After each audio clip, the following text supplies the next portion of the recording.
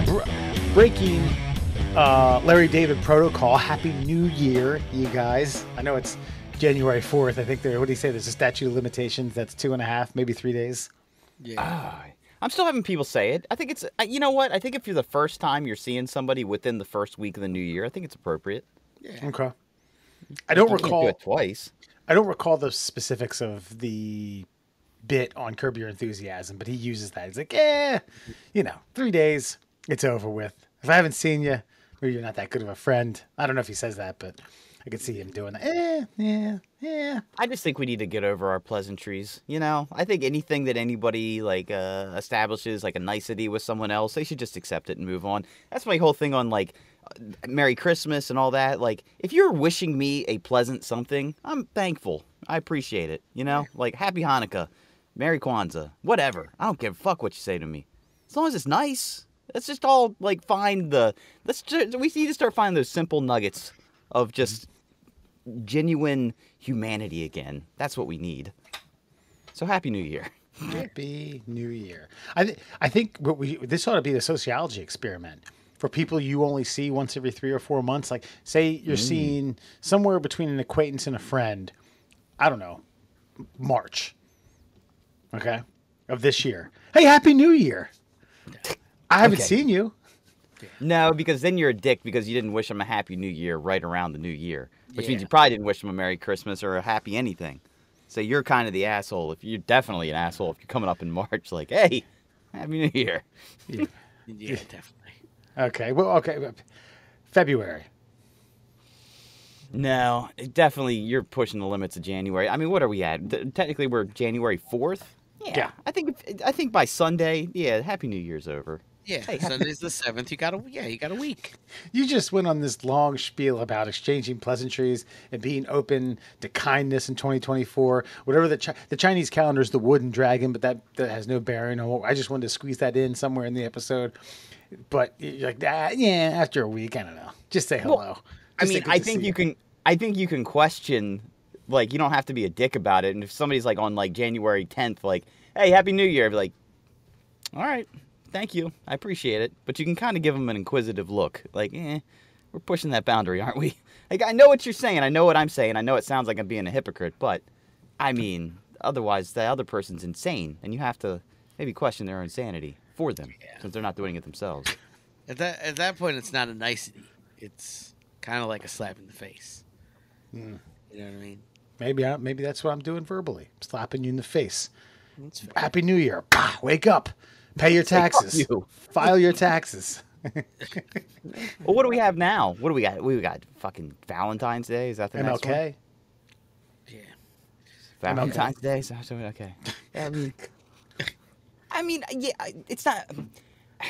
I am appreciative. It's a Remembrance Day. I don't feel like we all celebrate fucking MLK Day. It's not like a celebratory holiday. Yeah, that's fair. I don't celebrate Valentine's Day though. So yeah. It's not a celebratory. I don't have a holiday for a while. Now March 14th. That's a holiday. That's celebratory. Oh, that's what, St. Patrick's Day? No, that's the 17th. Isn't it the 17th? Yeah, I was gonna say. March 14th is close men's Valentine's Day. There's actually a name for it. Oh, is that Blowjob and a steak day. The steak and BJ Day. Yeah. I don't think that's really taking hold.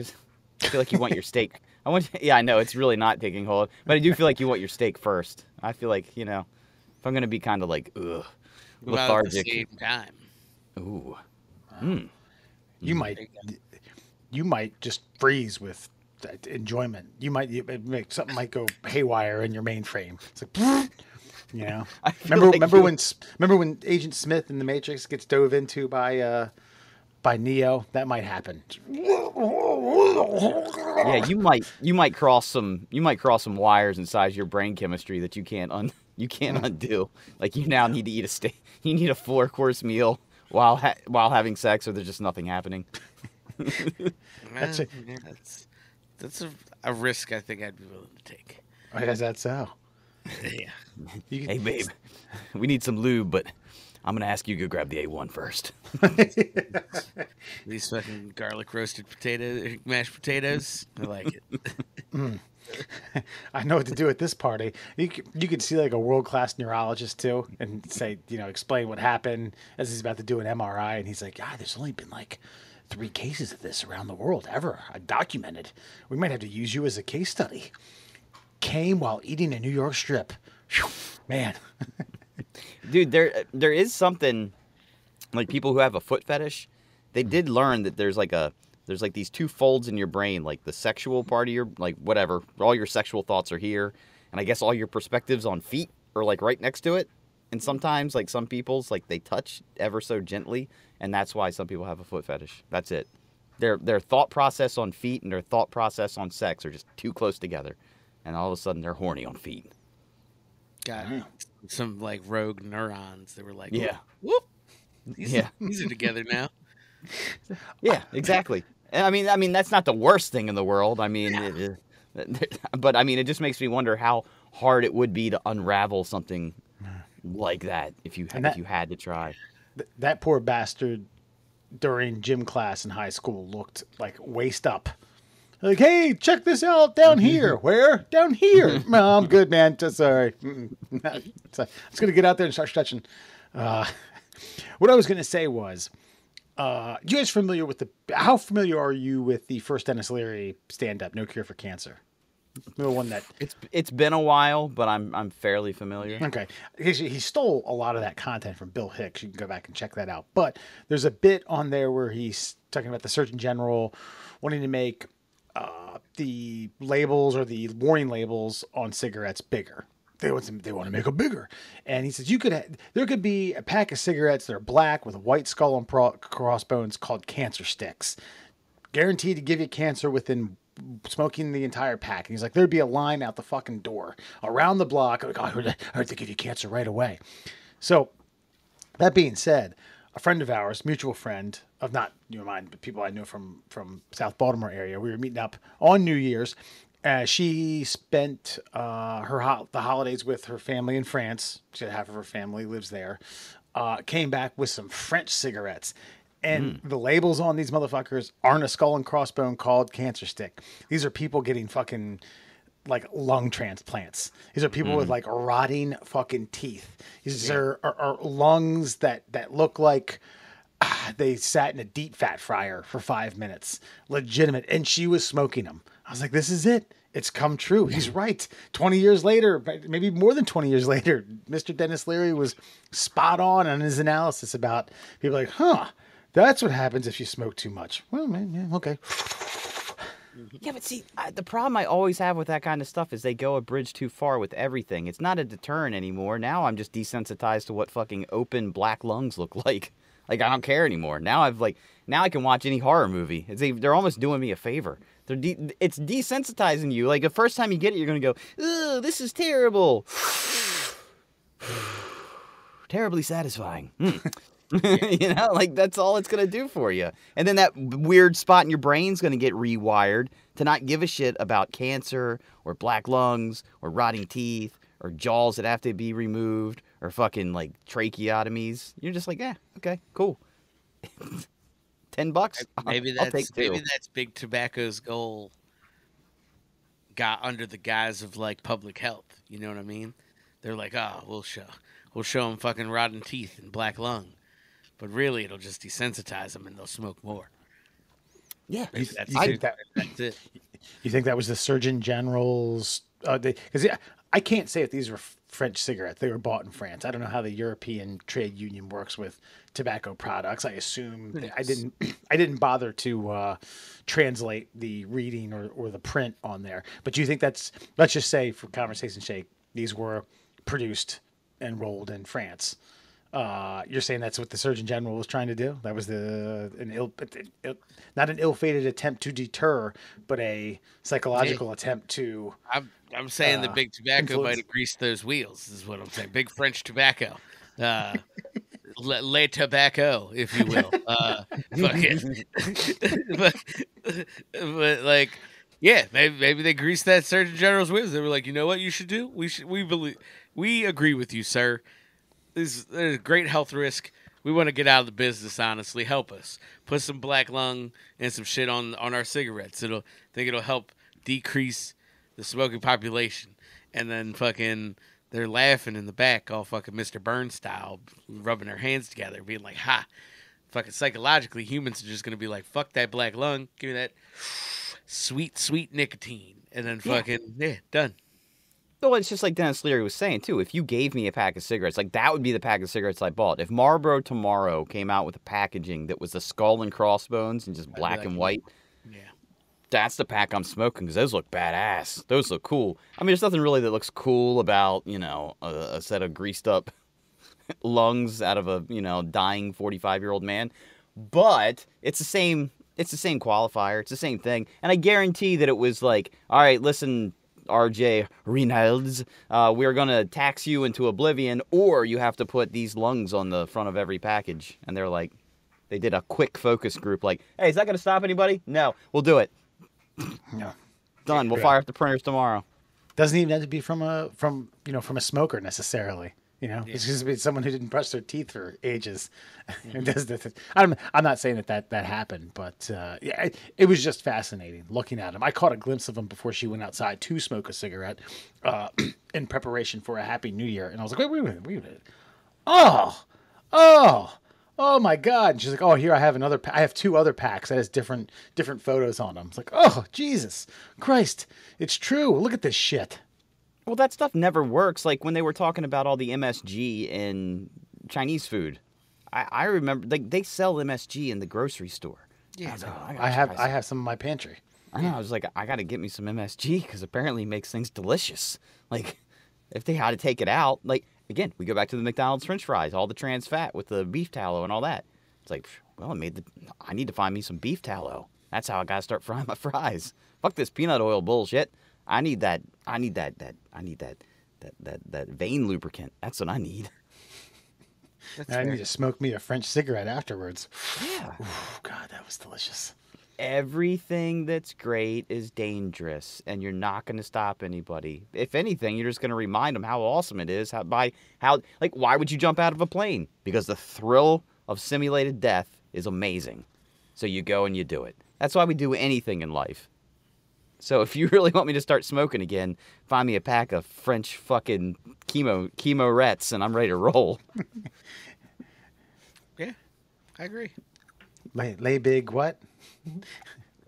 lay big tobacco? Like Grand Tobacco. Yeah, I think that's what it's called over there. It was a Spanish-French venture. Le Grande Cigarette. Yeah, it's a joint. This is definitely a joint venture. This is another discussion I had, similar, coincidentally, with mutual friends of ours on a different Facebook chat, where a friend of ours is quitting cold turkey, and he's also not drinking the month of January to assist with it, because he said, if I have some drinks, it's curtains, it's gonna be lights out, I'm gonna want to smoke. Mm-hmm. Oh, that's pretty admirable of you. His fiance is she's American. I think she's been here since she was 4, but family is from Serbia. I think there's a little bit of reading with some other neighboring countries. Not that that's a bad thing, but there might be some former Yugoslav influences or whatever. But someone said, does she mind?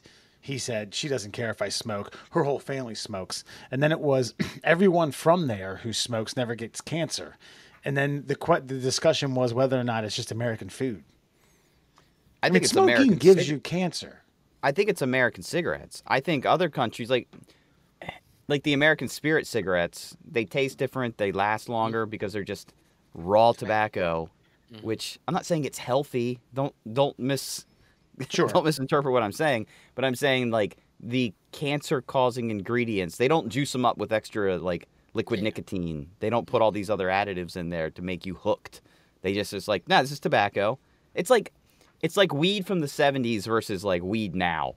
Like now you can go in and you can buy a vial of like concentrated pot goop. Yep, that's what they call it. This is formerly from Nickelodeon, but now it's marijuana. Yeah, it's like glowing green. You put it in a glass vial. You have to like gently light it up with a butane torch, and then all of a sudden, like every amount of THC that existed in 1970 enters your lungs all at once. So, Secret of the ooze, if you will. yeah. So what I'm saying is like we enhance all of our stuff. We're over there. They're just like, this is natural. This is what comes out of the ground. Enjoy. Yeah. It's not bad for you. Yeah. I mean, I was gonna agree with that point, but I would agree with the food too, because like, and pretty much everybody I've talked to that's been outside of the United States in like any capacity for either multiple trips or like a long time will be like, dude, I come back and like I feel better. The food just feel like I don't eat like one. You don't get massive fucking portions. Like that's very American of us. Is like here, eat what 3 people eat in a sitting, and we're like, yeah, let's fucking do that. That's great. You got more? Are there more tacos? Bring those. Like, it's wild when you like eat a meal and you finish it, and you're like, I mean, I could eat more. I don't need to eat more. Like, you know what I mean? It's very unusual, and I've heard multiple people like that I know that travel a lot say that shit. I think our food is definitely designed to kill us, but that's kind of our thing. And it would be a nice boogeyman. It's an easy boogeyman. Like, it's not the extra 30 grams of sugar that we unnecessarily put into your sports beverage. It's the cigarettes you've been smoking. You know, so you have like 10 other industries that are like blame it on the cigarettes. Which, by the way, those 10 other food industries are pretty much owned by are basically umbrella companies of the cigarette companies. Like I think Nabisco is like a subsidiary of R.J. Reynolds. Yeah.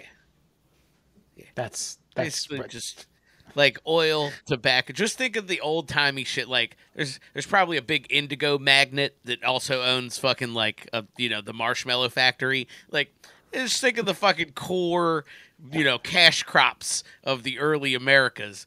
Those industries still fucking run everything, including our food. Yeah, as you're telling me this, what's unfolding in my movie mind is old 1950s commercials of Captain Crunch, where it wasn't a commercial. It's actually a man in a captain's suit advertising cereal, Captain Crunch. Like, all right, break, let's take 10, but God, I need a smoke. Take this fucking filthy ass hat off.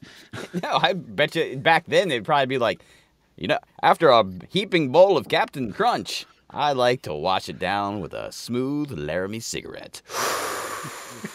Smooth as the 7 seas. Don't cause cancer, of course. Definitely don't cause cancer. Kids, ask your parents' permission for smoking Laramie cigarettes. Dude, like fucking, like, boomer housewives were fucking, like, eating meth and fucking doing house chores and shit. Like, yeah, there's that. There's that. I mean, that's the golden generation. Didn't realize that was underlined with meth. Was it like Dimetrim or something like that? Wasn't that one of them? Or Dexatrim? Crazy. Dexatrim, yeah. Dexatrim. Yeah, it was considered a weight management pill. And it was like red and yellow. And it was in a little capsule. And you popped it and you vacuumed for 6 hours. Did I get this? Did I get this spot? I think I got this spot. Maybe I didn't. I gotta get it again. You hand wash the floorboards before your husband got home. Yep. And that was an 8-hour job. No shit about it. Like that's what again.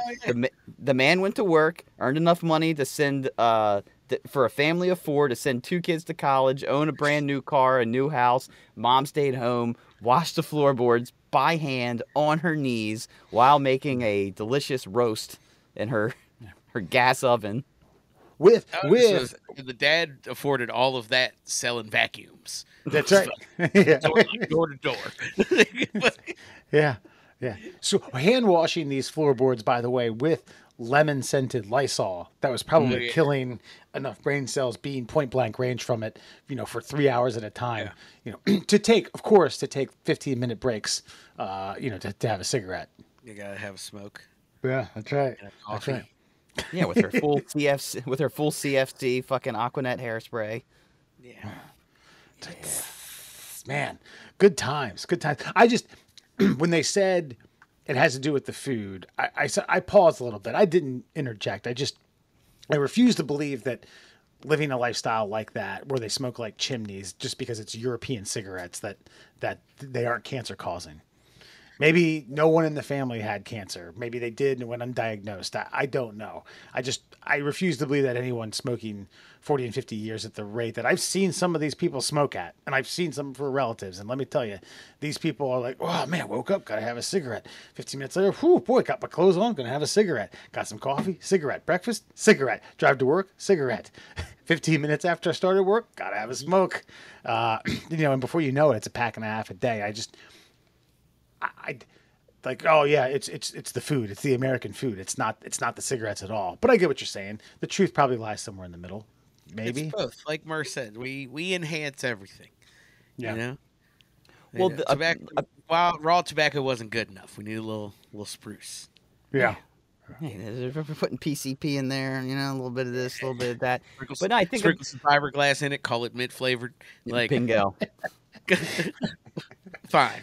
Who doesn't like a good menthol, huh? No, that smooth, refreshing, crisp, cool feeling is just your lungs being torn apart at a molecular level. Shredded by like lectins. But there's Lectins. Other countries. Sorry. Like other countries don't have gluten allergies, and we have like this pre-processed like wheat and flours. Whereas if you go to like Italy, where like, they're like literally like taking. They're taking the fucking wheat out of the ground, like taking the beads off, the little seeds off, grinding it in a mill with a stone. Like here, I don't know what the fuck. I don't know what we're doing. Like we don't even know how anything's made anymore in America. Yeah. It's just, it's on the shelf. Like I'll say, it was like I think. Well, I think I said to you guys the other day, like we threw a loaf of bread out because like we found it in the back. Like Kelly was cleaning out the cupboard Pantry. of like random shit, and there's a loaf of bread that like got tucked off in the back. It was like 3 months old, and with not a speck of fucking like anything on it. And Kelly was like, "Yeah, we're throwing this shit out," and I was like, "Yeah, I think that's fine." Like, and then we got to talking like in foreign countries. Like when I first went to Nicaragua, like there wasn't like a fridge full of shit.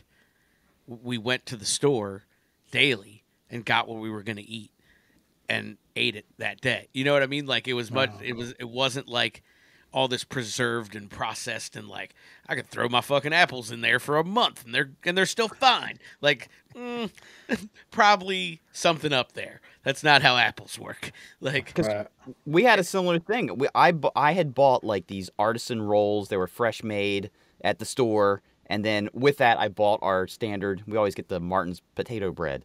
Well, the potato bread, like Alan said, it was tucked away in the back behind like a bag of Doritos or something, completely masked, no mold on it. Probably like 2 weeks past like its sell-by date. I'm like, I don't know. These rolls had molded over in like 4 days. Yeah. And the bread that came, in the packaging with all the preservatives was still look good. Little dry, not quite so much moisture in there. But why is the one still, look viable and the other one's like, you will have a parasite if you take a bite of this? Yeah. Aren't some of the... Go ahead, I'm sorry. That shit's still fresh, bro. It's got shit for it to feed on. The fucking the bread, the Martin's potato bread's been sterilized in a factory. Like, mold can't grow on it until you introduce it to oxygen. Like it could have stayed there for fucking decades. Yeah. You had no idea. And after just 2 loaves, you'll be sterilized. Yeah. We call this 3-month bread. It's wonderful. Go ahead, take a couple home. This is in another conversation that I had. I had a few about diets.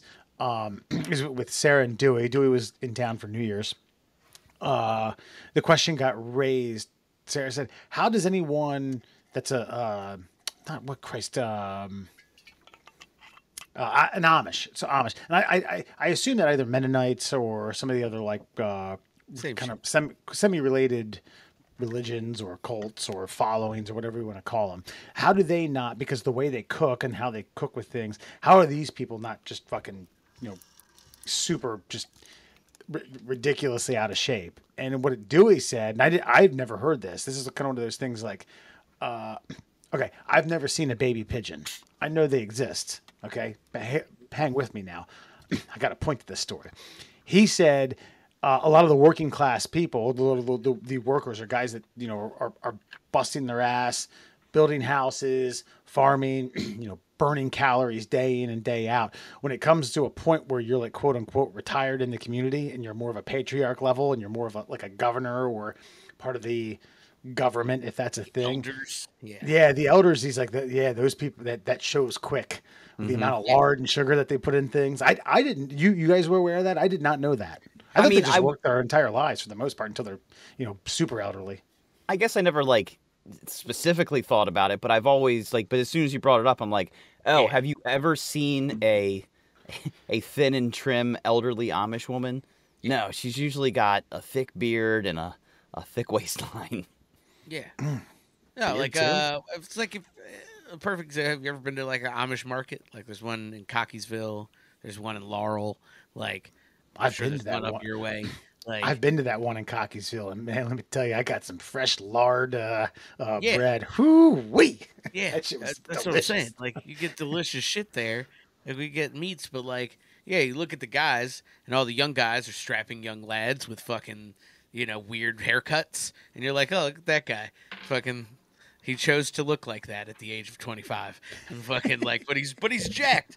He's all fucking yoked up and shit. And then you see the old guy come out of the back, and he's all fucking fat, and his beard's all gray, and he's just chilling.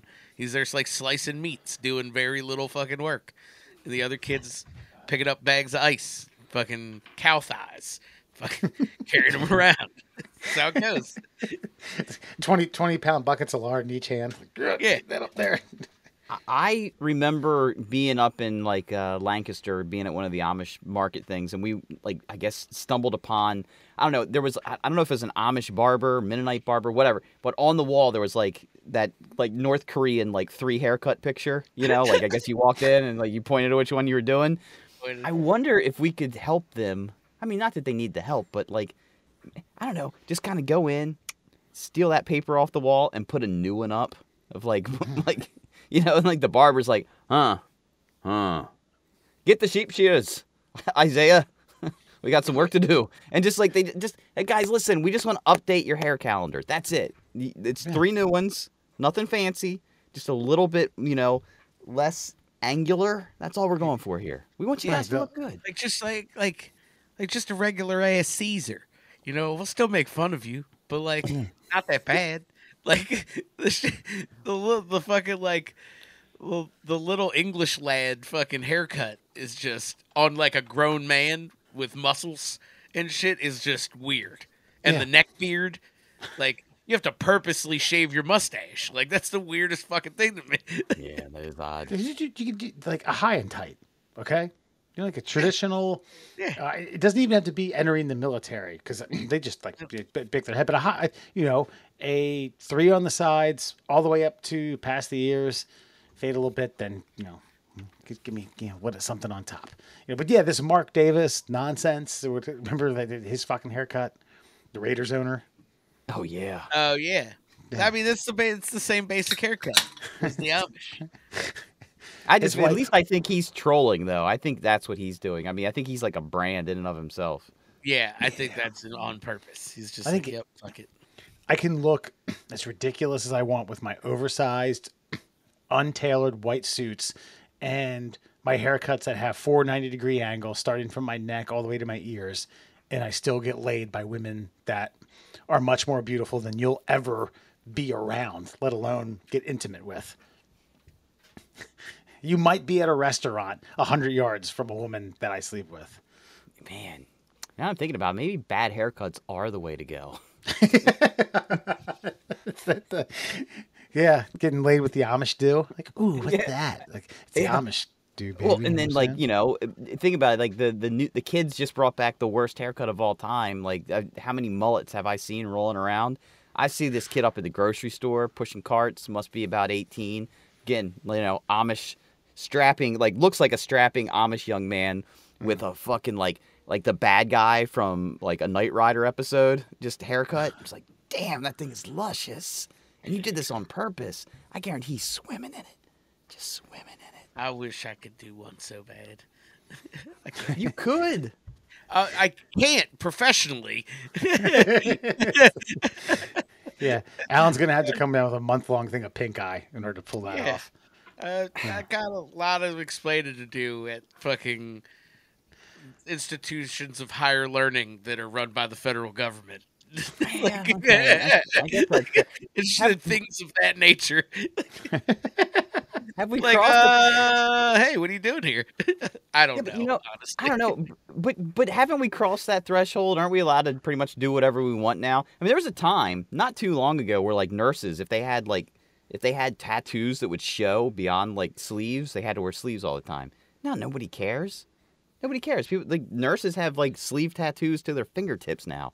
Nobody gives a shit. Well, We learned that. I will say I have been like I currently have, I guess what one would call like a faux hawk, but I don't like it being called that.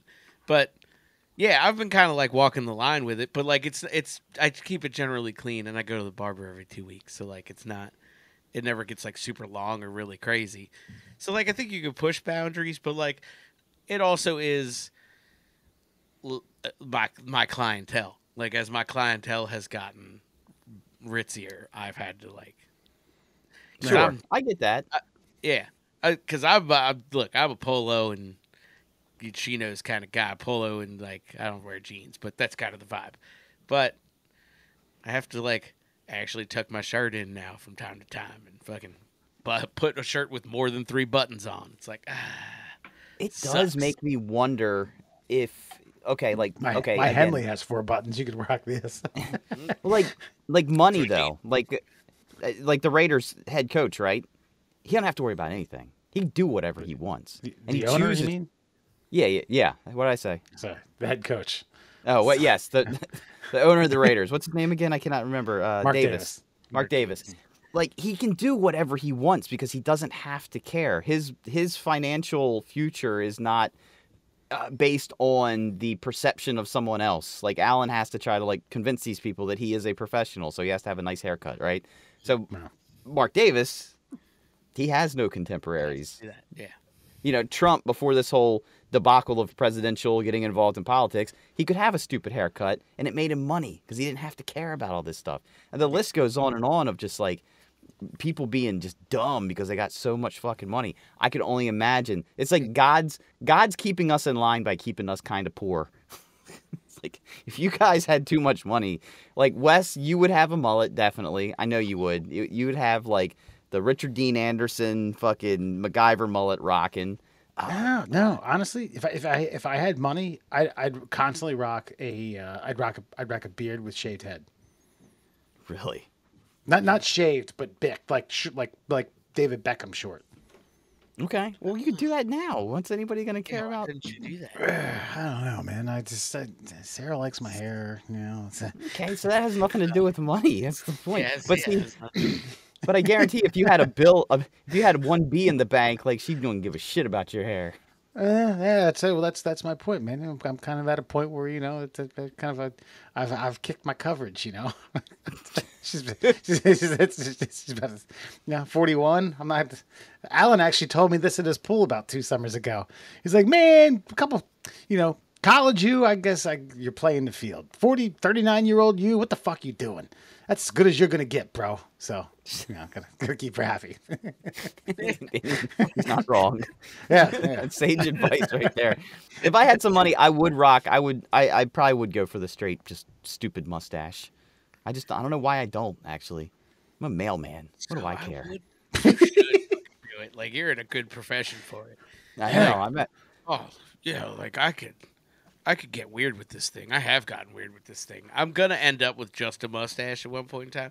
But like, I had somebody ask me the other day. Like, actually, I asked Kelly. Was like, you ever ask him to shave his beard? And she was like, no, that'd be fucking weird. I don't even know what he would look like without a beard. Like, it's been so fucking long. Yeah, I don't know what I would do. Grow that back, or I'm filing for divorce now. I might do it like. I might do it in like August after I've gotten a lot of sun, and then just shave it all off and see what happens. Oh God! You look like a clown. Do you look like fucking Ronald McDonald? Yeah, I mean I'll have it all back in like a month. I know, but you look like you have that Michael Jackson disease like instantly. Vitiligo. Yeah. Middle classos, everyone. Myrrh, Alan and Fox, man, thank you all for joining us here in early bits of 2024. Um, I didn't even know this was a thing. Apparently, there's a movement, and it's scary. And we were talking about hair and what you would do with your hair and how you would tailor it and temper it and manicure it and cut it or not cut it. And apparently, not cutting it is the answer. Murr, tell us what we got in store for friend or foe. All right, I'm going to read a news story to you. You're going to tell me if you agree or disagree. Friend or foe, let it grow. The Januhairy movement wants us to embrace body hair, but it's not our body hair that they want us to embrace. It's ladies' body hair. The first month of the year is traditionally a time of change and resolution. Gym membership spike. People seek new jobs in record numbers, and abstaining from alcohol and meat becomes a popular pastime. But over the past 6 years, this period has also been marked by Januhairy, an initiative challenging women to put down their razors for the month. Despite its name, the message is evergreen, and the campaign's official Instagram account, which has over 40,000 followers, posts image of women celebrating their body hair year-round in a bid to normalize it. So Januhairy, friend or foe? Are you for the ladies leaving their razors on the counter, or foe? No. There is absolutely a reason why stylistically we groom ourselves in some way, shape, or form, and this is a lame attempt at empowerment. Wes, I will start with you.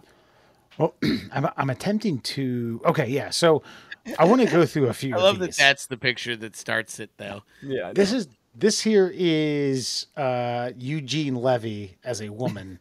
I believe so. That's what I And thought. for those of you who are listening and not watching, it looks to be Russian, some sort of Middle Central Western It European. looks like Kylie Jenner with a fucking unibrow. Yeah, I think Photoshop. they just photoshopped Kylie Jenner and like with the Anthony Davis Yeah. eyebrows. Yeah. Okay. And yeah, she does have the the Santino Marella unibrow. You're absolutely right. The next one, this is where things get dicey. Okay, I see a beautiful black princess, a BAP, if you will, right? But as we go down here, Whoa. it looks, it's more like I said, Jamie Foxx, between the breasts. It's unscathed, completely unmanicured chest hair. I didn't know women could do that. I don't think they can. I think somebody got happy with the. I hope somebody got happy with the Photoshop. I think these are like weird photoshops. Yeah. Really? 'Cause that just Otherwise, he seems needs to go to an endocrinologist. Oh, here we are. Yeah. Okay. That looks like Bubba Sparks, the Indian version. That's fair. I can see that. Yeah. There's With no Jeffrey more. I guess there's no Epstein, more too. photos. Just straight up armpit hair. Eh. Yeah, that's normal. All right. So who is it? Is it Julia Roberts? Damn. Like, Yeah, this I don't feels think these fake. are- Like, I'm fairly yeah. certain I've seen that photo before without pit hair. Yeah. Okay. And that's dude Okay. pit hair, by the way. That is not female pit hair. Like there's a Yeah. coarseness. Okay. So am I friend and or foe on January for the women? Yeah, I guess that's the question. Like I guess the friend is like, yeah, I mean, we should really see. Maybe we like it. Maybe we just don't know because it's become so normalized for women to shave their bodies. Or foe, no, it's not. It's just not part of our culture. It's not attractive to us. It's a fake attempt at empowerment. What say you? Well, I always say, and I always prescribe to, and I've gotten in debates with not only Sarah but other women that I've dated in the past about this whole thing of how long it takes them to get ready. Like, you can get showered, your hair done, and in a suit within 20 minutes. Like, yeah, you bet, absolutely. I can look fucking aces for a wedding in 20 minutes. And I'll drink a couple beers before you're even close to being done. I didn't write the script. I didn't set the morals and the values and the societal norms to where, you have to do all this. I've even said, you don't have to doll yourself up all that much. I love you. You're fucking beautiful. Like, don't worry about that. When it comes to something like this, yeah, man, I'm not on board with fucking hairy ass armpits. I'm not on board with unibrows. Even like the listen, I manscape regularly from chin down. Okay. And while that's not the expectation, I'm certainly not going to be like, yeah, baby, let's fucking dial it. Let's get back to deep throat. Like, what's deep throat? Well, let's put it in the VHS. Let's break out the VHS and I'll show you what that's all about. I mean, listen, I'm not going to tell people not to do it, but then again, when I'm for a campaign that's laser hair removal February, don't come hating on me. Don't come fucking hating. Okay. Alan. I respect it. I mean, I agree with the set. Like, it's not for me attractive, and I think that's where like we're all kind of Western men, right? So we're kind of like it's like you said, it's not really our culture or style. I mean, do whatever the fuck you want. I don't give a shit.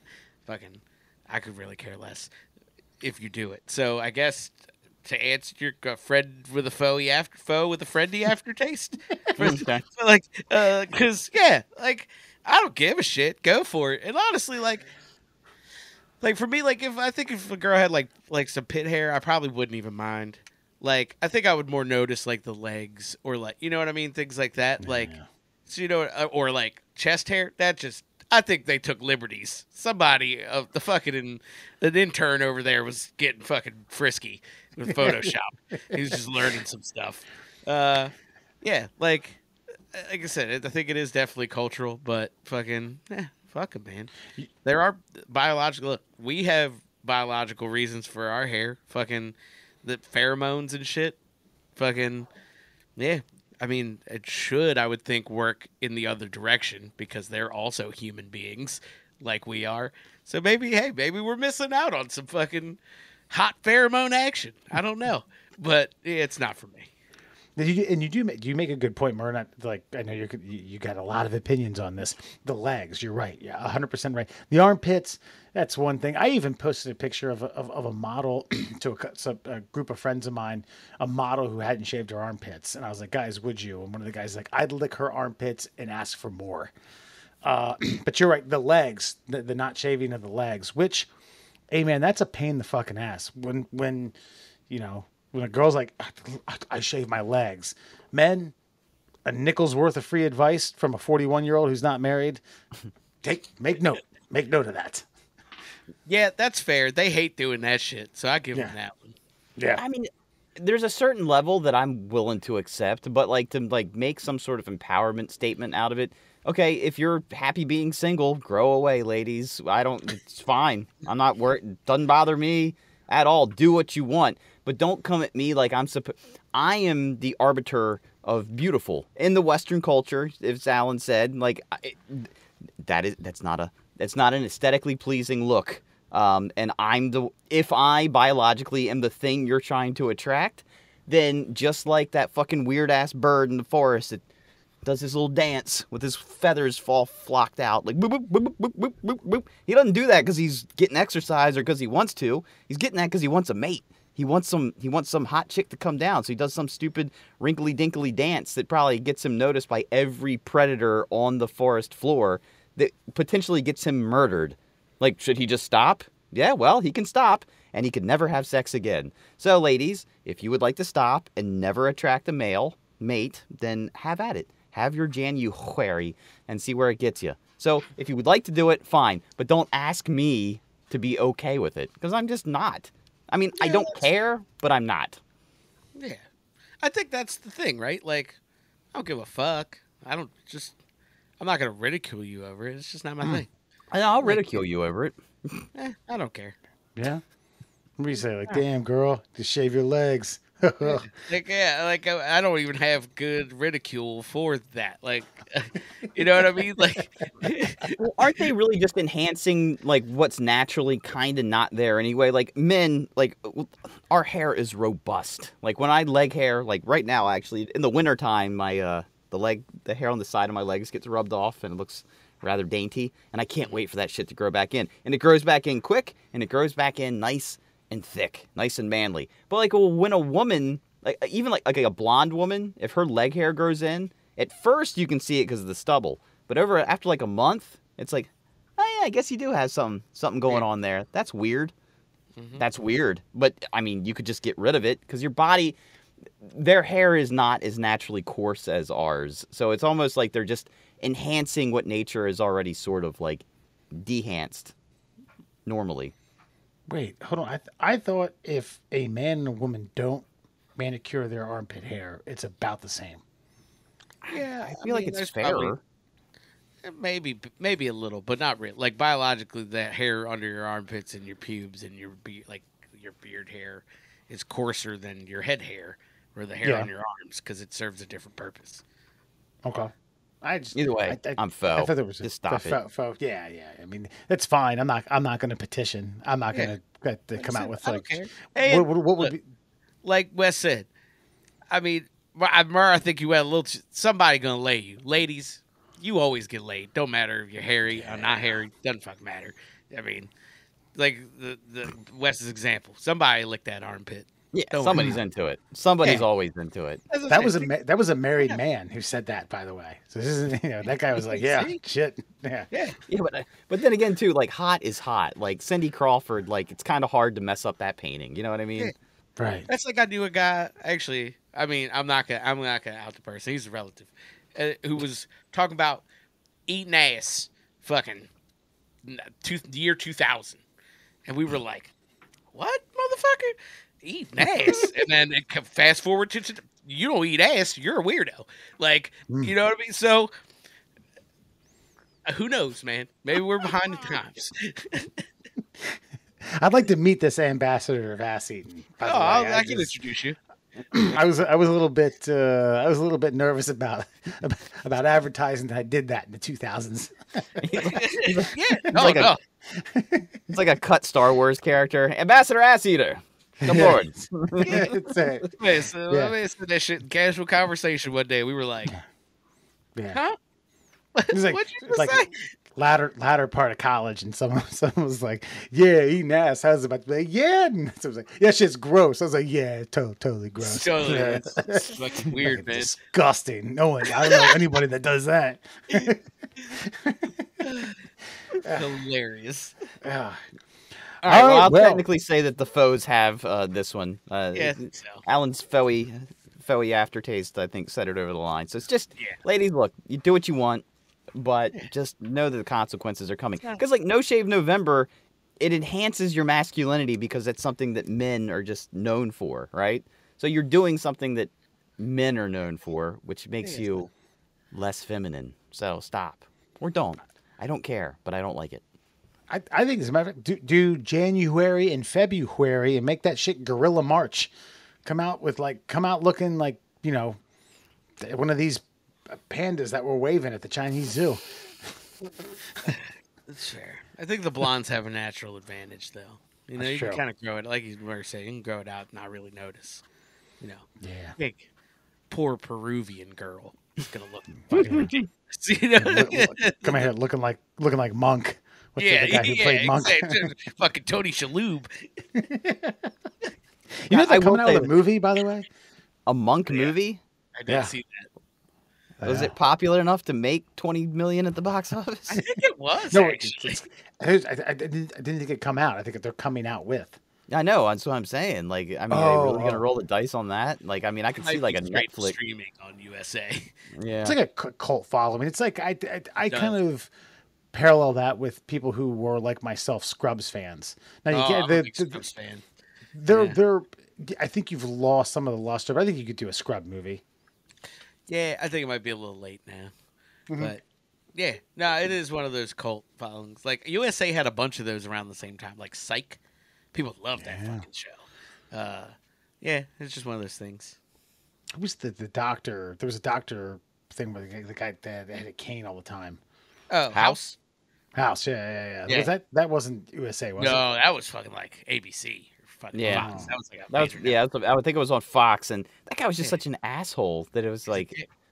But I think everybody, I think everybody kind of like gravitated to that is because that's actually how people's pompous ass bosses really are, like just condescending dickheads. Like I think that's more the norm than like these altruistic, like I'm gonna do it because it's the right thing to do, but you'll lose your license. Well, that's a license I'm willing to lose. Thing like I that. just like them because, like, I like him. I'm in a results business. So the greater the result, the more I get to be like, go fuck yourself. Like, and yeah, that's what he would do. He'd be like, oh, check this out. And he'd do something crazy or fucking have them, like, break into somebody's apartment. And they'd come back and he'd be like, "Look, this guy's got super rhombonucleo osteoporosis, and fucking his bones are gonna turn to jelly if we don't give him this shot." And he'd go save him and be like, "See that, bitch? Go tell the donors to give us some money." Well, it's after Alan's fake diagnosis, and fake disease that he just made up. I want to learn more. It sounded pretty legit to me, actually. Yeah. Instantaneous bone dusting. I mean, he put porosis in there, so I mean, Yeah, Yeah. there's a real word. yeah, osteo. I heard that as well. Yeah, Osteitis. I know root words. Yeah, Wait a minute. How the hell can you have inflammation after the bones have dissolved? Yeah, it's a weird disease, man. Jesus. Okay, go ahead. All right, feed our brains. Feed me, Seymour. It's 2024. We got a whole new. It's not even amazing facts. It's what's it called? facts that sound like bullshit.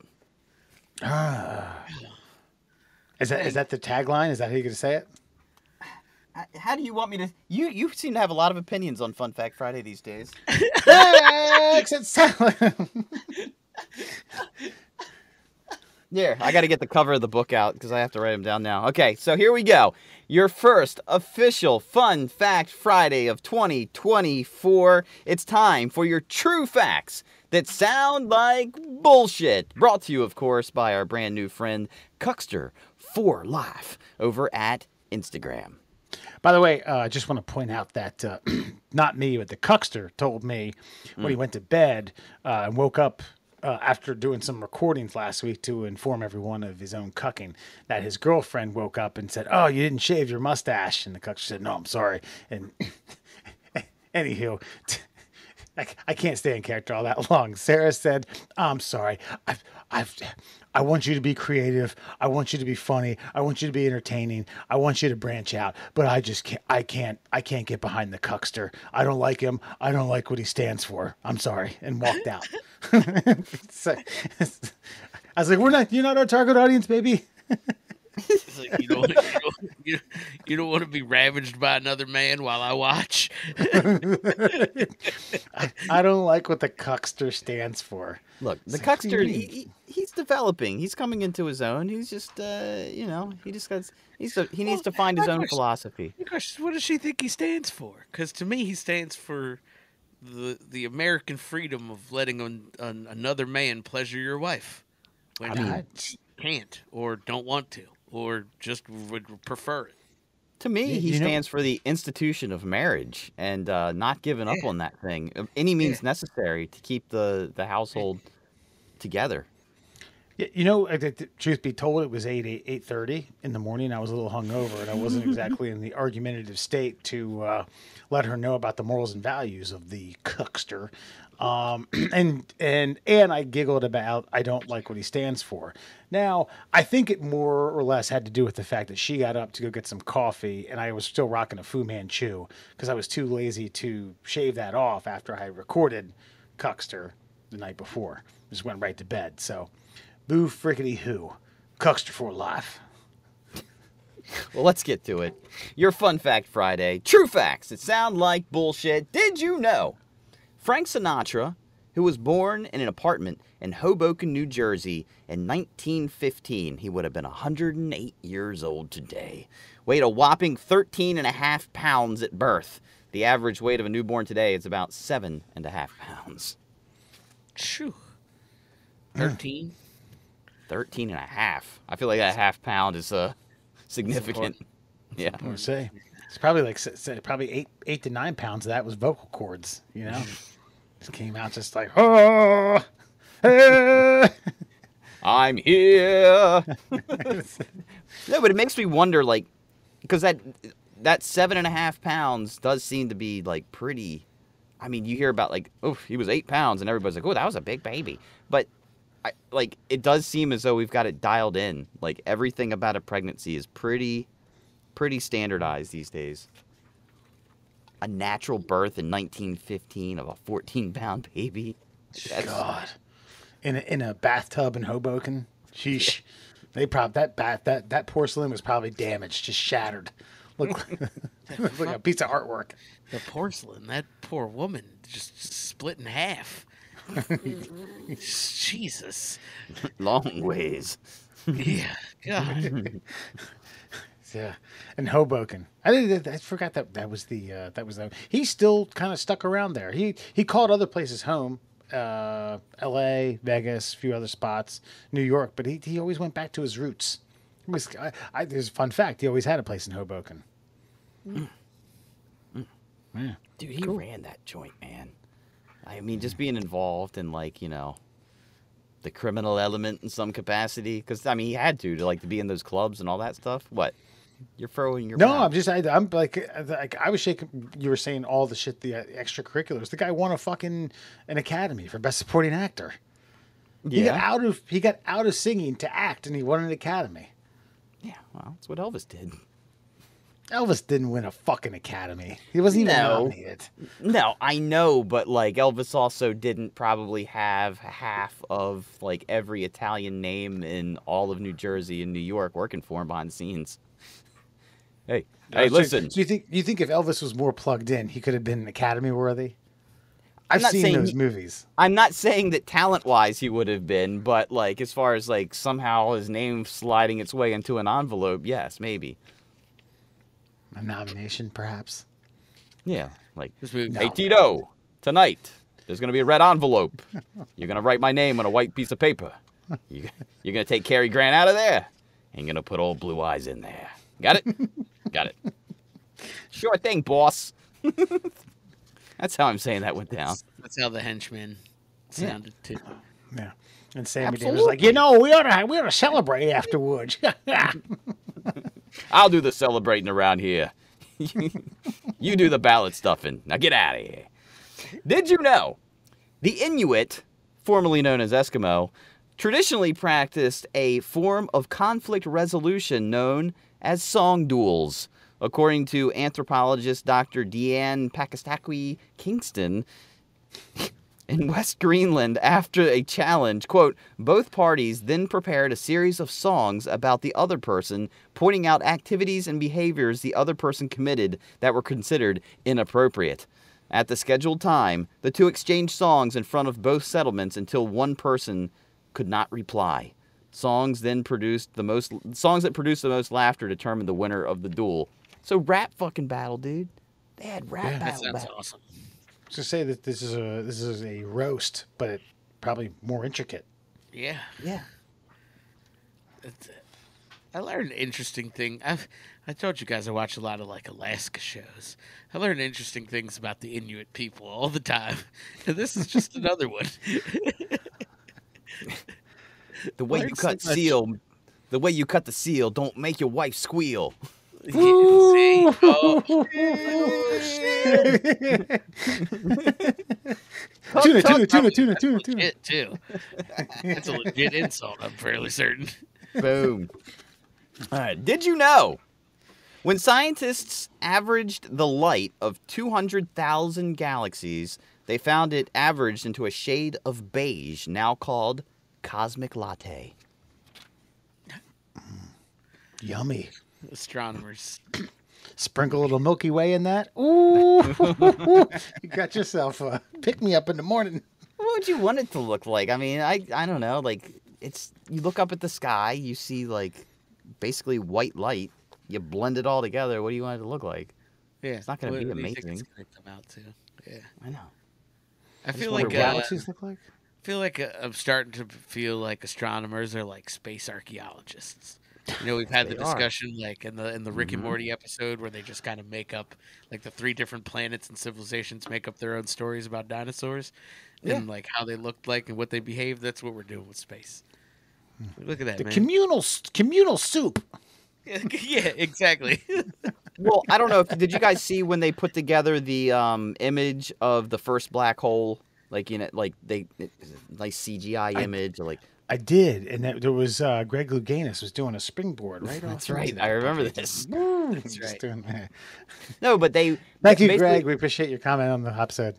They got the data in, and they all theorized what the image of the data was going to look like. And when you see it, it looks like somebody put Vaseline on the lens of like a Canon camera and then just like shot a picture of a Cheerio that was on fire. And then they're like, that's it. That's the picture. That's what we thought it should look like. And then they give it to, Rasputin, the NYU fucking like photographer that's amazing at Photoshop, and he gives you the image that they present to the public, and it looks amazing. It looks like this ring of fire around a black orb and yada yada. That's not what they're, so they're making shit up. They're making shit up because they don't think we can handle the truth. So what's the truth? The truth is, it's just like, when they get this data, it's just numbers, and they gotta like, it's just numbers. It's not interesting at all. They got to figure out how to make it interesting by creating, whimsical tales of what happened. Cosmic latte. Yeah, but okay, on the same foot of that, I saw a physics teacher, heard a physics teacher just rip apart Star Wars. For what purpose? To basically say what you like some of the, okay, for instance, when they're having space battles, you wouldn't hear any of the explosions of the spaceships because there's no gravity. Okay, so what? Okay, he's mad at Star Wars for being entertaining.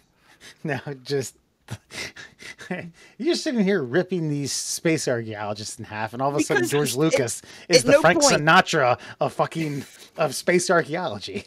At no point did George Lucas say like, based on a true story in a galaxy far, far away a long time ago, That's fair. He just is like, yeah, I guess I should have known that might be the case when an 8-foot fucking Alf came running out of the corner going, like, there's no way that on that planet that the gravitational forces on that planet were far too dense in order for a creature to grow to that size. It's just okay. Never evolved to that. Two other things that he said: that you couldn't use jet engines in space, that the TIE fighters were more believable because they're solar powered. Is that what they were? Yeah, there's panels on the side. I think there's panels on the side, but were they solar powered? I don't know about solar powered. I think maybe solar juiced. And then the other one was when they're going through the asteroid field. There's no asteroid field. An asteroid field like that, asteroids are like, I don't know, like 600, 700 kilometers away. There's nothing that's like, asteroids are, 6, 7, 20, 40 feet apart. Or maybe they were just using like asteroid field as like a colloquial term of like giant pile of rocks in space, and maybe something had just recently shattered and they were really close together. I would have liked to implant you to this physics teacher that I had in high school, so you could just rebut everything that he said. Yeah. Well, this is, by the way, you see what I'm doing to you? This is what I get every time I bring up a fact. How's it feel? Not fun, is it? Not always fun. I don't know. I mean, just can't take the heat. Get off for Fun Fact Friday. Good point. Did you know there's a very good scientific reason for why stepping on a Lego brick hurts so much? It's too durable. An individual Lego brick can easily handle up to 950 pounds of force. So when you step on one, it simply refuses to transmit any of your applied force. Instead, it gives it right back to you in the most delicate nerve endings in your foot. So normally when you step on something, it will even like a golf ball, like will flex, it will give a little bit. Legos, we don't have enough juice to even like put a dent in that thing. I believe 995 pounds, you said? 950. Damn, that's to think a small Lego, the dynamic force then breaks at 951. Yeah, that is a lot of juice. Which reminds me, as we're getting all philosophical and mathematical here, there's a great meme of what looks to be soldiers led by a general who's like pointing out on a war board, and he's pointing at a foot. This is where we attack. You ever seen that? Yeah, this is where the Legos attack. Yeah, is that a Far Side comic? No, I think I saw it somewhere. I think I saw it in E-Bombs World, like early 2000s. I just found it hilarious. Like, this is E-Bombs World. Legos attack here. But yeah, Christ, I've stepped on a Lego. I've stepped on a train set, G.I. Joes, old wrestlers. Ugh. This actually reminds me. How well do you remember Bad Boys, the first one? Very, very well. Remember, he says, Leone, baby. he says, I had to sleep on the couch and I had a Power Ranger stuck up my ass. and I laughed, and my dad said, "Hey man, you think that's funny? You fall asleep on that couch drunk, you're gonna get a toy up your ass." Right? I've had some of the GI Joes. I've some of your wrestlers like Hulkster. Check it on the ground. Gonna Guckster. What are you doing there? Oh, and wait, shoot. And finally, I've dropped my fact. And finally. Don't read the back of that Tito's bottle. We know what that fact is, asshole. Did you know, through the Y2K scare, hold on. Sorry, I said through. I should have said, did you know? Though the Y2K scare didn't wind up producing any real-world problems, one computer in a video rental store in upstate New York went on the fritz and charged a customer over $91,000 for taking out a VHS of, quote, The General's Daughter. The flustered patron was given a free rental for their trouble. A single computer. 91 grand. Mm-hmm. Damn. It was like it's one of those fucking Blockbuster computers that they never hooked up to the internet. And it just never got an update. And fucking charged somebody $1 million for the General's Daughter. I know I had some overdue videos, man, but I'm sorry. Fuck this. This is too crazy. It was like Rochester, Syracuse, or something like that. That's wild. Yeah. Well, man, and it's just amazing that something that was so there was so much commotion over Y2K, and you know what? The thing is, that's confirmation. They had a right to be scared. Imagine that happened on everything. But the thing I thought of when I read this, I probably still have a Blockbuster VHS cassette tape somewhere in my house, even to this day. Like, if that company still exists in any form, even as just like an LLC after bankruptcy, like, what if they had the database? Like, they found the ledger and they went after all of us for like contractually obligated late fees. Could they just reestablish themselves, or just, create some giant windfall? Like, how many WWE, WWF wrestling videos are just under somebody's bed somewhere that were just never returned? Yeah. Nah, I don't think so. Yeah, I think it's evidenced by this story. They didn't hook them up to the internet at the time. I don't think there was a master Blockbuster database. But what if they had a ledger? I mean, they had to. I mean, I remember one of the video stores I went to, they had to write down, like, put a check mark or an X, like, this one's out. They kept a ledger of, like, what videos they had and which ones were out and who had them. So they have to have something. I mean, there's still such thing as bearer bonds that you're just going on like, well, this guy's got it. He's responsible, and he reaps the rewards and the benefits of it. So if I'm just saying, if like all of the Blockbuster franchise owners got together and actually went after all of us for like residual late fees, I wonder if that case would stand. I don't know if the juice is worth the squeeze, man. Yeah, It's like you're talking about nationwide, the detective work between what?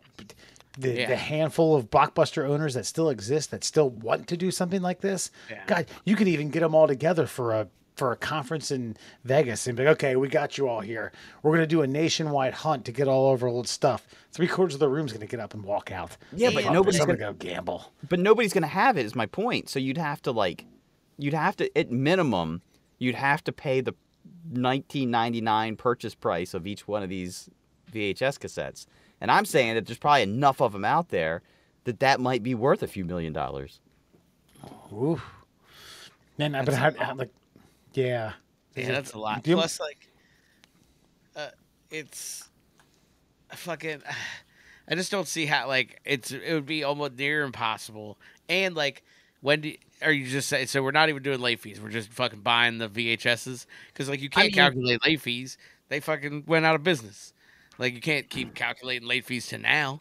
Like, it says here, you signed the membership, and that holds you liable, sir.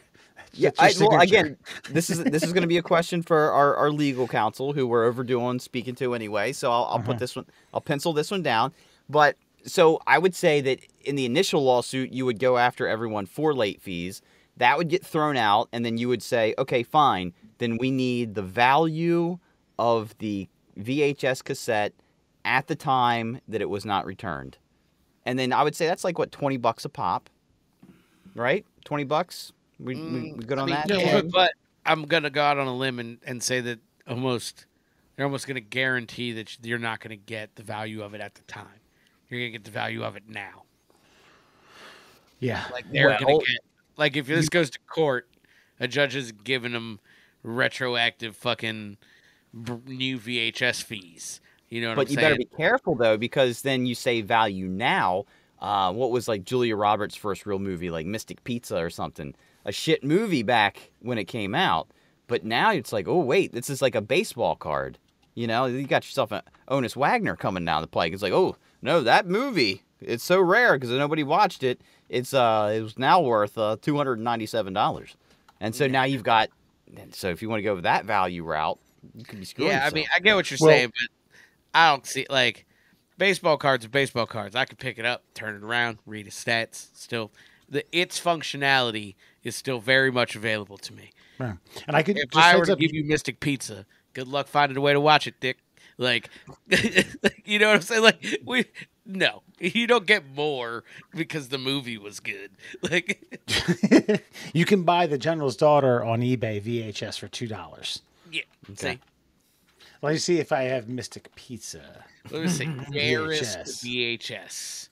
$9. See? So if you average it all out, man, I mean, I'm just saying, there's some. Yeah, I'm sure there's some that are going to be a little bit more than others, but like, yeah, the 15, this is the 15 rarest VHS tapes and how much they're worth. I've never even heard of Tammy and the T-Rex. It's about $100. Let It Be by the Beatles. The Beatles. It's about $100. A History of Violence. That's about $100. The Texas Chainsaw Massacre 1982 release, 300 and up. I think I have one of those from Blockbuster in my mom's The house. Walt Disney Home Videos vary from 50 to 300. See, I'm just saying, there's some meat on that bone if you really want to knock it on doors, and you can still buy a VHS player on Amazon. Oh, I'm sure. I can get you. Get this one. Number 9 is sealed copies of the Fast and Furious with a watermark, around $400. Jesus Christ. WCW Bash at the Beach, $500. Oh, is it 96? Is it where the NWO becomes 2000. Oh. I don't know The last why. Bash at Must the have been Beach before WCW was bought by WWE. I know that I still have both the SummerSlams with the ladder matches between Shawn Michaels and Razor Ramon. Got them at Brothers Market. from Blockbuster? Wow. Brothers Market. By the way, if you're also trying to get a last minute good bad movie review, The General's Daughter, 21% on Rotten Tomato. Travolta, Leslie Stephenson, James Wood, Madeline Stowe, James Cromwell, Timothy Hutton, and Clarence Williams III. Just, you know, bro, this top 5 really took a fucking leap here. We're gonna sidebar. So number 5, sealed copies of Twister, 1997, $2,000. Sealed copies of the 1982 Star Wars release, $3,500 and up. Oof. Sealed. Beauty and the Beast, the Black Diamond label release. I don't know what the fuck that means. $10,000 and up. That's number 3. Number 2, holographic ET limited edition release, about $40,000. And do you want to take Jesus Christ? Right? Yeah, I know, right? And now, prepare yourselves. Do you want to take a stab at what number 1 might be?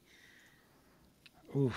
Number 1's got to be I'll give you a hint. It's from the 80s. What's the it's big? not Okay, E.T. yeah, what's the biggest This movie is- from the '80s that's not E.T.? I mean, it might be another Star Wars flick. It could Indiana be Jones, Return of the Jedi. Return of the Jedi. Hold on. Hold on. I think something that changed the fucking Back to the Future. I'm gonna say Back to the No. Future holographic sealed fucking something Gandhi? or another. Nah. So number one is sealed copies of the 1986 release of The Goonies. 125,000 they have sold for. Wow. Hey, There you you go. guys. I know. Yeah. I mean, fuck. I thought I had something smart ass to say about that, and all I can say is like, good for you. You got Mark Davis money. You can cut your hair any way you'd like. You get laid by supermodels and buy $125,000 copies of The Goonies. You know, Yeah. I'm thinking about this. I want to send like Mr. Beast a message and be like, hey, you know all this shit that people collect and keep sealed? I want you to buy it and unseal it and watch it. Buy the 1986 fucking Goonies Yeah.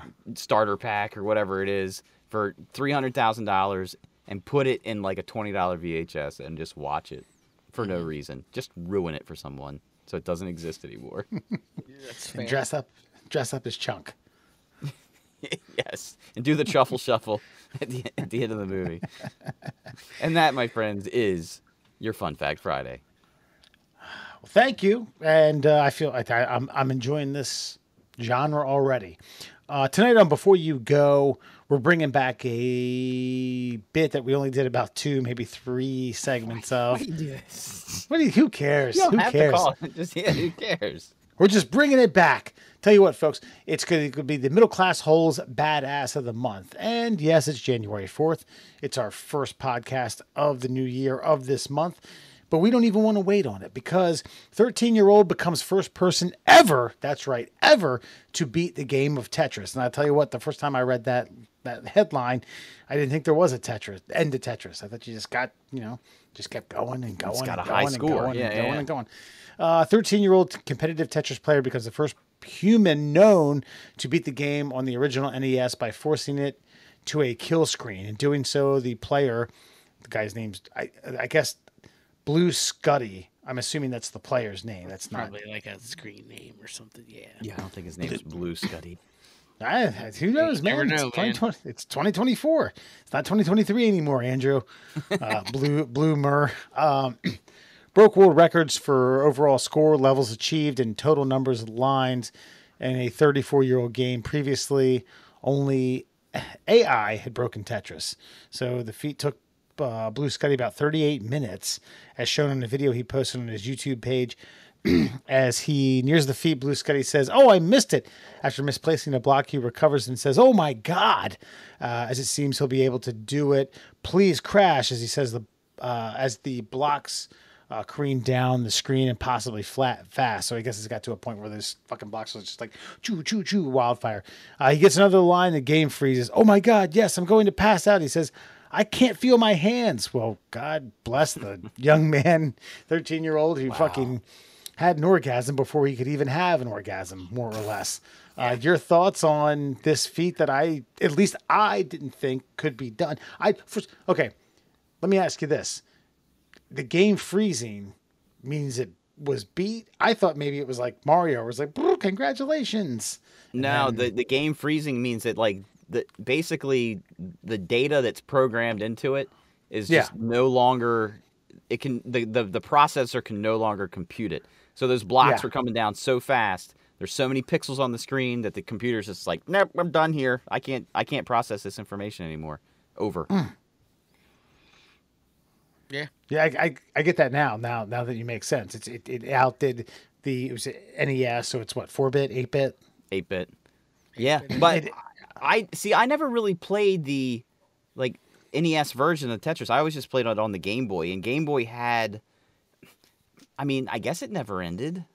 I mean, I wasn't trying for any records either. There was no money in it. There was just bragging rights. But my best accomplishment on that was you could pre-load like basically shit bricks all the way up to like 3/4 of the screen, and then put it on level 9. And then if you could whittle your way down, eventually like the space shuttle would take off, and that was how you beat the game. And I got to that a few times, but not this level. And I've seen the professionals play Tetris, they don't even hold the controller the way you and I would normally hold the controller. They do this thing where they have the controller upside down with it rested on their knee because they have to get it in order to move the bricks fast enough left and right. You have to have like something under your finger to push the controller against to go back and forth. Yeah. I thought there may have been a time in the mid to late 2000s where I surfing for internet porn. The internet would just tell me you reached the end of it. You've seen everything. You've seen everything. Yeah. So, and I didn't get there. So I equate that to this in terms of level of achievement. Still haven't gotten there, actually. No, it's impossible now. I mean, it's just now it's with OnlyFans. There was a time where I was close, I think. Well, I do have a question about video games in general. Like, today's video games are like goal based, right? There's a task you must complete. That's how you beat the game. Back then, it was just how much can you take? You know what I mean? You were gonna throw every piece of computing power at you. What's the best you can do? I don't know which version is more satisfying. You know, like that super duper high score that nobody can beat, or just, yeah, I did it in record time. Go back to like some of the like Mario 3, right? There were some levels where you had to be like pixel perfect on a block before you jumped in order to achieve it. Especially when there was no save and there was no code. It was just, if you get to, you might have to play for 3 hours to get to this one level. And then it's like, all right, I got all 3 lives. Okay, I got 3 chances at this one thing that I've only been to once. And if I can't do it, I have to start all over again to get to this one screen in this one scenario where I hopefully have 3 lives to complete it. Like, there's something more satisfying about beating a game like that, I think, than there is, you know, your Call of Duties and things like that. Yeah, well, as a person who still plays video games, not too actively anymore, but reasonably actively, like, Call of Duties are fucking terrible. Like, as story games that you would play by yourself. You only play that. Okay. You know what I'm saying? But, like, I get what you're saying. There is something a little bit satisfying about that. Because, like, every now and then we fire up the Crash Bandicoot on fucking PlayStation. And, like,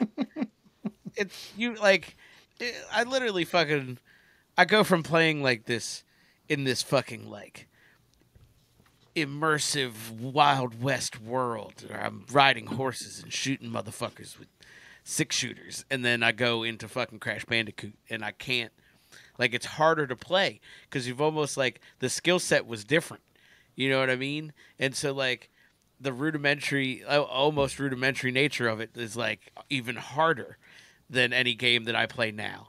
So yeah, it is a little bit different. Like, I enjoy the journey on some of those, like, epic fucking rides that you have out now.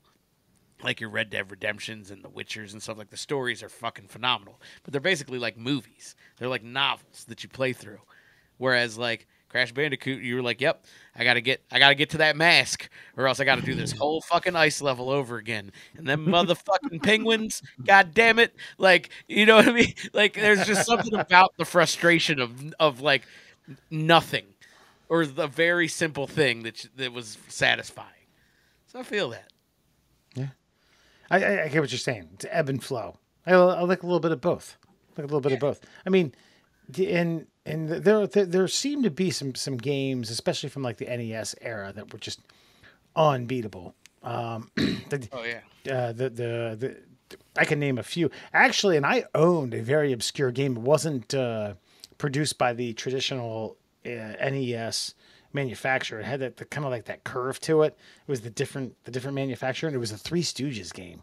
Actually, if you go back and read about that was actually a game that they said, oh, it's impossible to beat. So kudos to Blue Scuddy. And if anything, you've made national headlines on 404media.co. You've also made it here on the Middle Class Holes as the Middle Class Holes badass of January 2024. You will forever live in folklore. Alan, tell all the would-be 13-year-olds who want to achieve great things where you can listen to the Middle Class Holes. The weirdest statement I've ever heard. That's fucking odd. Do I have to tell him? I think for legal reasons you should tell him. Don't come to Wyatt Street in Baltimore, Maryland. No, sorry. Even weirder. Well, for the federales who are definitely going to give us a call, fucking, you can find us at all of your favorite social media platforms. We're at MDL Class Holes on Instagram and Twitter. We're the Middle Class Holes on Facebook and TikTok and Instagram and fucking whatever. eHarmony. Christian Mingle. Did I say Christian Mingle last eHarmony. It'd be funny. Wouldn't it be funny if it was the three of us? You know, I'd be like, it's a package deal. You get to date all of us. Get all of us. Yeah. That would not be a terrible bit, honestly. But anyway, and if you want to just listen to us and not look at our ugly mugs, you can check us out on Google Podcasts, Apple Podcasts, and Spotify. Yeah. That's right. Listener comments. There were only two of note this week. First coming via, hold on. Whew, thought I was going to sneeze there. Via coming TikTok Swifties in 2023. This is where YouTube banter on about how Taylor Swift ruled 2023. Alan said, just fucking stop it. Just stop with your stories. Stop with Taylor Strong. Stop with this nonsense, that nonsense. IG.309 writes, Yachty, and then he uses a greater than sign. So me and Alan tried to decipher this. We think that he was trying to say that Lil Yachty is greater than Taylor Swift. Yeah. I don't even know who Lil Yachty is. Well, I'll tell you something. If you want to kill some brain cells, if you want to go back to 1950s cleaning your house as if you were a woman, breathing Lysol, doing meth, and spraying your hair, go listen to some. Okay. Yeah. He's a good old-fashioned, urban musician. I think you'll like him. Yeah. Okay. Lil Yachty, you got a long haul tomorrow. Pop in those earbuds. Is it Yati? Is that how we're spelling it? Yachty. Yeah, like a boat, like a yacht. Like a yacht. Ah, Yacht. okay. With a Y. I just feel like if he was greater than Taylor Swift, I may have, Heard known him. that. Yeah. Yeah, just your horizons haven't been broadened. All right, you've been listening to that pop bullshit. All right. Yeah. Yeah. That's true. All right. This is coming from YouTube. They got the Barbie movie wrong. This is where YouTube kind of like give you a little 1 minute stance on the Barbie movie. This is Wonton's YouTube channel, which I think is a fucking great name, by the way. Comments. So this is good. Right. Quote, anyone who makes it political is silly. Stop. Quote, 13 seconds later. Quote, women running the world is just as much as a fantasy as Barbie. Quote. That's not political. That's just reality.